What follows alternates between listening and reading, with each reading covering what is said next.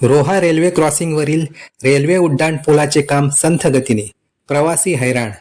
रोहा नागोठणा मार्गावरील अष्टमी नजीक railway crossing उड्डाण पुलाचे काम गेली 3 वर्षे संथ गतीने सुरू असल्याने खराब रस्त्यावरून जाताना वाहन चालकांचे खूप हाल होत आहेत.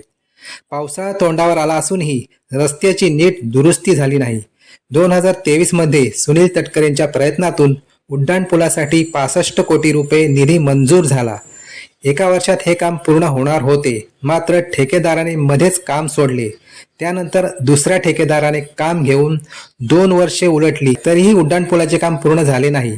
एकूण 3 वर्षे होऊनही काम संथ गतीने सुरू आहे व रस्त्याची सुद्धा दुरावस्था झाल्याने वाहन चालकांना जीव मुठीत घेऊनच जावे लागत आहे.